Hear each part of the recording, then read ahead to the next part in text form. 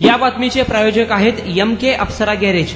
नामवंत मिझो कंपनीचे CNG LPG kit बसवून व टेस्टिंग करून मिळेल. आमचा पत्ता अक्कलकोट रोड, लक्ष्मी मंदिर शेजारी, सोलापूर. महाराष्ट्राचे गृहमंत्री, माजी गृहमंत्री, महाराष्ट्राच्या राजकारणातले ज्येष्ठ नेते, अनेक वर्ष आमदार मंत्री राहिलेले माननीय शरद पवार साहेबांचे खंदे समर्थक अनिल देशमुख यांच्यावर काल नागपुरात हल्ला झाला. अत्यंत निर्घृण हल्ला झाला. आपण जर ते चित्र पाहिलं असेल, त्यांच्या डोक्यावर किंवा इतरत्र दगडफेकीत ज्या जखमा झाल्या ते रक्तबंबाळ झालेले आहेत. काल ते अत्यवस्थ होते आणि हा हल्ला करताना भारतीय जनता पक्षाच्या नावानं जिंदाबादच्या घोषणा दिल्या जात होत्या. राज्याचा माजी गृहमंत्री, त्याच्यावरती त्याला ठार मारण्याच्या हेतून हल्ला होतो. मुंबईमध्ये माजी मंत्री बाबा सिद्दीकी यांची हत्या होते. बाबा सिद्दीकीची हत्या होती आणि अनिल देशमुखांसारख्या ज्येष्ठ नेत्याला, माजी गृहमंत्र्याला ठार मारण्याचा प्रयत्न स्वतः गृहमंत्री देवेंद्र फडणवीस असलेल्या नागपुरात होतो. या राज्यातल्या कायदा सुव्यवस्थेचे निघालेले झेंडवडे आहेत आणि त्याला जबाबदार शिंदे सरकार आणि गृहमंत्री देवेंद्र फडणवीस आहेत. आता निवडणूक काळामध्ये राज्याच्या प्रशासनाची सर्व सूत्र ही निवडणूक आयोगाकडे असतात. तरीही गृहमंत्र्याचा हुकूम चालतो सध्या या भाजपच्या काळामध्ये. काही निवडणूक आयोग हे त्यांच्याच हातामध्ये असतं, त्यांचीच माणसं असतात, एकमेकाला धरून काम करतात. देवेंद्र फडणवीस यांनी जबाबदारी स्वीकारली पाहिजे की राज्याच्या माजी गृहमंत्र्यावरती अशा प्रकारे निर्घृण हल्ला झालेला आहे. कायदा सुव्यवस्था पूर्णपणे रसातळाला गेलेली आहे. उद्याच्या निवडणुका सकाळपासून ज्या होणार आहेत त्याच्यामुळे आम्हाला चिंता वाटते की आज रात्रीपर्यंत विरोधी पक्षाच्या किती कार्यकर्त्यांना धमक्या येतील, किती कार्यकर्त्यांवर हल्ले होतील, किती जणांवर खोटे गुन्हे दाखल केले जातील, याविषयी आम्हाला चिंता वाटते. कारण हे प्रकार राज्यभरात सुरू झालेले आहेत.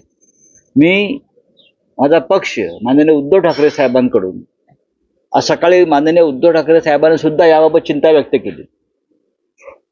त्यांनी अनिल देशमुख यांच्याशी दूरध्वनीवर चर्चा केली, आम्ही केली. महाराष्ट्राला धक्का बसावा किंवा चिंता वाटावी असं हे कालचं प्रकरण आहे. भाजपवाले म्हणतात स्टंट आहे. नरेंद्र मोदीकडून आम्ही स्टंट शिकलेलो नाही करायला. नरेंद्र मोदींकडून आम्हाला स्टंट शिकण्याची गरज नाही. हे स्टंटगिरी जे आहे बरं का, ही तुमचे प्रधानमंत्री किंवा तुमचे नेते कायम करत असतात. आम्हाला गरज नाही. देशमुखांचं डोकं किती फुटलंय बघा. डोक्यावर कशा पद्धतीनं हल्ला झालाय पहा. कशाला स्टंटची गरज आहे. देशमुखांचे चिरंजीव उभे आहेत काटोल मतदारसंघातून आणि ते निवडून येत आहेत. 7 वेळा देशमुख निवडून आले. मला तो मतदारसंघ माहिती आहे. तेव्हा हे जे काय चाललंय भारतीय जनता पक्षाची नौटंकी, ही या महाराष्ट्रामध्ये कधी अशा प्रकारचं वातावरण निवडणुकीत झालं नव्हतं की माजी मंत्री, माजी गृहमंत्री यांच्यावरती असे हल्ले व्हावेत. असं वातावरण कोणत्याही निवडणुकीमध्ये महाराष्ट्रात झालं नव्हतं. ते देवेंद्र फडणवीस, अमित शहांच्या काळात झालेलं आहे. तिकडे मणिपूरला पेटलेलं आहे. रस्त्यावरती आणून महिलांची झेंड काढून त्यांच्यावर बलात्कार होत आहेत. इथे मंत्र्यांवरती हल्ले आणि हत्या होत आहेत. काय यांच्या हातामध्ये कायदा सुव्यवस्था सुरक्षित आहे? बोला. राज ठाकरे असं म्हणालेले आहेत की शिवसेनेतील खरे मतदार हे उद्धव ठाकरे. बघा, राज ठाकरे हे किती वेळा बोलणार. असाही उल्लेख. राज ठाकरे हे गेले 25 वर्ष भारतीय जनता पक्षाने दिलेलं स्क्रिप्ट वाचतात. कधी नारायण राणेचं स्क्रिप्ट वाचतात, कधी एकनाथ शिंदेनं दिलेलं स्क्रिप्ट वाचतात. तुम्ही शिवसेनेच्या बाबतीत त्यांना गांभीर्यानं घ्यायची गरज नाही. त्यांनी स्वतः शिवसेना हा पक्ष सोडलेला आहे. त्यांनी स्वतःचा एक पक्ष स्थापन केलेला आहे आणि आता ह्या क्षणी ते नरेंद्र मोदी आणि अमित शहा आणि फडणवीस या महाराष्ट्राच्या दुश्मनांना मदत होईल पूर्णपणे अशा प्रकारची भूमिका त्यांनी घेतल्यामुळं महाराष्ट्र त्यांना फार गांभीर्याने घेतोय असं मला दिसत नाही.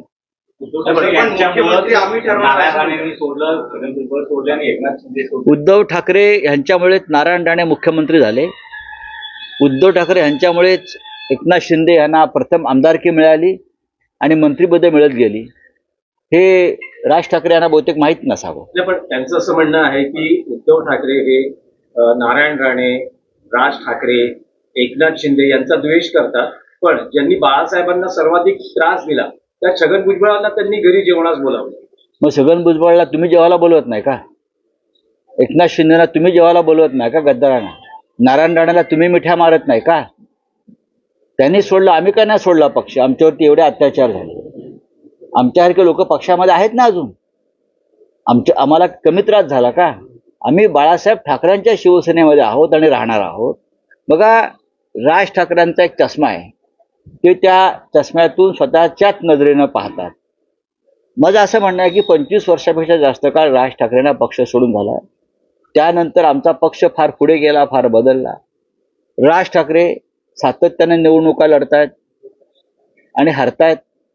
आणि आज 2024च्या निवडणुकीत आमच्याकडे पक्ष नाही, आमच्याकडे चिन्ह नाही, तरी सुद्धा आम्ही लाखो मतं घेऊन आम्ही 9 खासदार निवडून आणले. ते राज ठाकरे विसरतायत. जनता उद्धव ठाकरे यांच्या पाठीशी आहे. शिवसैनिक उद्धव ठाकरे यांच्या पाठीशी आहे.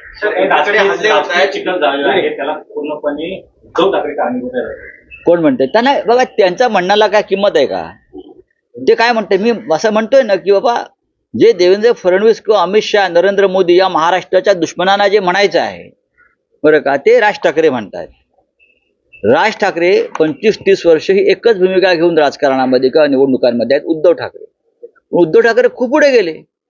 ठीक आहे, पक्ष फुटले, लोक सोडून गेले, पण ते जिंकतायत ना. ते जिंकतायत. याचा अर्थ असा की या महाराष्ट्रातील लोकांचा आशीर्वाद त्यांच्या पाठीशी आहे. तुमच्या पाठीशी आहे का? तुम्हाला कोणीतरी वापरून घेत आहेत. तुम्हाला जे लोक म्हणतायत की हे सुपारीबाज आहेत, त्यांनी आत्मचिंतन केलं पाहिजे. आम्हाला वाईट वाटतं. एकेकाळी आमचे मित्र होते ते, मी त्यांच्याबरोबर खांद्याला खांदा लावून काम केलेलं आहे एकेकाळी. त्याच्यामुळे मला वाईट वाटतं की त्यांच्याविषयी जेव्हा असं विधान केलं जातं तेव्हा मी अस्वस्थ होतो. मोद जिहाद आणि धर्मयुद्ध यावरून सध्या वाद सुरू आहे. देवेंद्र फडणवीस यांनी उद्धव ठाकरेंना खुलं आव्हान दिलं आहे की धर्मयुद्ध या शब्दावर तुम्ही आक्षेप घेऊन दाखवाच. धर्मयुद्ध या शब्दावरती आम्ही कधीच आक्षेप घेतला नाही. पण आमचा धर्म जो आहे हा महाराष्ट्र धर्म आहे. आणि या महाराष्ट्र धर्माचे शत्रू कोण आहेत? तर गुजरातचे नरेंद्र मोदी, गुजरातचे अमित शहा आणि त्यांची बूटचाटेगिरी करणारे एकनाथ शिंदे आणि स्वतः देवेंद्र फडणवीस. हा महाराष्ट्र भिकेला लावण्याचं काम, मराठी माणसाला भिकेला लावण्याचं काम कोणी केलं असेल तर या महाराष्ट्राच्या शत्रूने केलं आहे. म्हणून आमचा महाराष्ट्र धर्म घेऊन हे आम्ही धर्मयुद्ध पुकारलेलं आहे.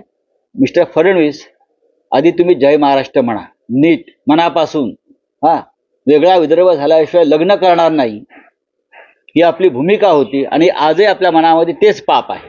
अनिल देशमुख पर हमला हुआ, इसके पहले भी लगातार जो है हमले हुए, बाबा सिद्दीकी पर हमला हुआ. बात ऐसी है, महाराष्ट्र की कानून व्यवस्था, लॉ एंड ऑर्डर पूरी तरह से खत्म हो गई.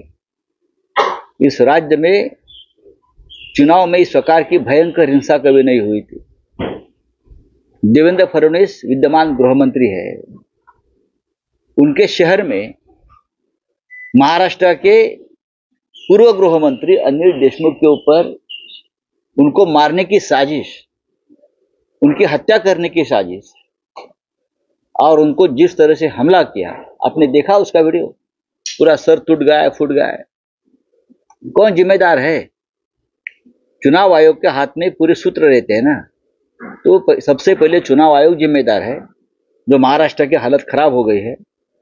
और बाद में मैं मानता हूं कि देवेंद्र फडणवीस जो गृह मंत्री है, 2 साल में महाराष्ट्र की जिस तरह से वाट लगाई है लॉ एंड ऑर्डर की, इसके लिए मुंबई में बाबा सिद्दीकी जैसे पूर्व मंत्री की हत्या होती है भर सड़क पर, और पूर्व गृह मंत्री अनिल देशमुख जो एक महाराष्ट्र के सीनियर पॉलिटिकल नेता है, 7 बार विधायक बन चुके हैं, मंत्री बन चुके हैं, मंत्री रहे, शरद पवार साहब के बहुत ही करीबी है, उनके ऊपर जिस प्रकार से हमला हुआ, हत्या की साजिश हुई, उनकी जिम्मेदारी देवेंद्र फडणवीस ने खुद लेनी चाहिए। बीजेपी कहती है ये स्टंट है। महाराष्ट्र को नरेंद्र मोदी जी से ये स्टंट की शिक्षा लेने की जरूरत नहीं है। ये स्टंटबाजी बीजेपी में होती है, और स्टंटबाजी के जो रजनीकांत है वो अपने प्रधानमंत्री नरेंद्र मोदी जी है, वो रजनीकांत है। जैसे रजनीकांत स्टंट करते हैं ना, वैसे वो राजनीति में बहुत स्टंट करते हैं, वो बीजेपी के रजनीकांत है। धर्म युद्ध की बात है, ये सही है। यहाँ एक महाराष्ट्र धर्म की बात हम हमेशा करते हैं। छत्रपति शिवाजी महाराज की जमाने से यहाँ महाराष्ट्र धर्म चलता आया है, महाराष्ट्र धर्म, और इस हिसाब से हमने धर्म युद्ध की ललकार दी है। नरेंद्र मोदी जी, अमित शाह जी, देवेंद्र फडणवीस, एकनाथ शिंदे ने महाराष्ट्र को लूटने का जो एक बीड़ा उठाया है, उसके खिलाफ हमारा धर्म युद्ध जरूर चल रहा है। हाँ बोलिए। राज ठाकरे ने कल कहा है कि असली गद्दार जो है उद्धव ठाकरे। बात ऐसी है, राज ठाकरे को शिवसेना छोड़े हुए एक जमाना लौट गया। वो शिवसेना को भूलना चाहिए, अपनी पार्टी की बात करें। अपनी पार्टी कहाँ है देखिए। कभी बीजेपी का स्क्रिप्ट पढ़ लेते हैं, कभी एकनाथ शिंदे का स्क्रिप्ट पढ़ लेते हैं, कभी नारायण राणे का स्क्रिप्ट पढ़ लेते हैं। अपना स्क्रिप्ट खुद लिखो और पढ़ो, नहीं तो कार्टून निकालो अपना ही, अपने पार्टी का। उनके चित्रकार है बहुत बड़े। एक जमाने में राज ठाकरे जी हमारे मित्र हुआ करते थे, लेकिन मुझे लगता है कि भारतीय जनता पार्टी ने उनके दिमाग पर पूरा कब्जा ले लिया है। सलमान और महाविकास आघाडी नाही, आपलं काय म्हटलं? श्रीनिवास पवार यांच्या शोरूम मध्ये सुद्धा पोलीस पोहोचले होते, एकीकडे मंत्र्यांमध्ये। नाही, आमच्यावरती हल्ले होत आहेत, आमच्या घरादारापर्यंत पोलीस पोहोचतायत, झडत्या घेत आहेत, आमच्या हेलिकॉप्टरच्या झडत्या घेत आहेत, आमच्या गाड्यांच्या झडत्या घेत आहेत। हा, आणि मग आम्ही बोंबललो की मग स्टंट केले जातात। अमित शहाचा हेलिकॉप्टर चेक हा स्टंट असतो, ते स्टंट करतात ना। देवेंद्र फडणवीसची बॅग तपासतात, एकनाथ शिंदेची बॅग स्वतःच काढून देतात तपासायला। असं यांच्या हेलिकॉप्टरमधनं पैसे जातात का? पैसे पोचले 20-20, 25-25 कोटी रुपये पोलीस बंदोबस्तात, कंटेनरमधून, ॲम्ब्युलन्समधून। हे स्टंट बंद करा म्हणावं। या राज्याची मराठी जनता काय मूर्ख आहे का?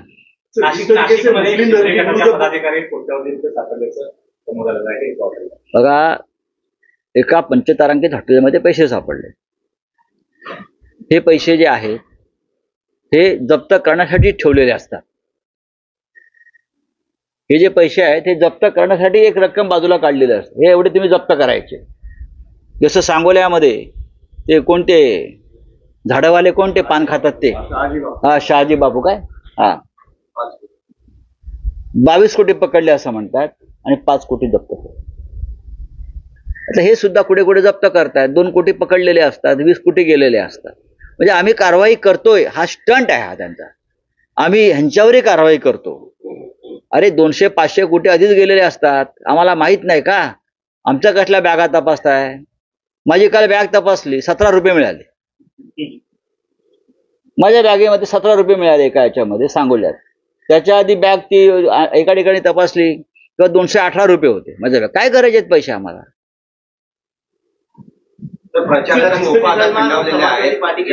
मुफ्ती सलमान और समाजवादी पार्टी के नेता वो आदमी की फोटो वायरल हुई है, भारतीय जनता पार्टी। अरे लेने दो, ओके करने छोड़ दो, ये छोटे छोटे सवाल मत पूछो। तो जिस तरीके से मुस्लिम लोगों को वोट की अपील कर रहे हो, समाज में भी वोट की अपील किया। अरे ये जिहाद बिहाद कल शाम तक खत्म हो जाएगा। ये आज का आर्ट देखो बीजेपी का, इस लेवल पर आए हैं कि उनको आज शाम तक दंगा करना ही है, लेकिन दंगा नहीं होगा। चलो थैंक यू। पेट्रोल दरवाढीला कंटाळलात? पेट्रोल भरून खिसा खाली होतोय, अवरेज देखील मिळत नाही? तर चिंता सोडा। आजच आपल्या 4 चाकी वाहनांना सीएनजी किट बसवा व पैशाची भरघोस बचत करा आणि मायलेज देखील वाढवा, तेही कमीत कमी खर्चात आपल्याच शहरात। मान्यता प्राप्त नामवंत मिझो कंपनीचे सीएनजी एलपीजी किट BS6 बसवून मिळेल, तसेच सीएनजी एलपीजी टँक टेस्टिंग करून मिळेल। तुमचा विश्वासच आमचा ध्यास। आमचा पत्ता MK अप्सरा गॅरेज, अक्कलकोट रोड, लक्ष्मी मंदिर शेजारी, सोलापूर. कॉन्टॅक्ट 7385800875 9359828428.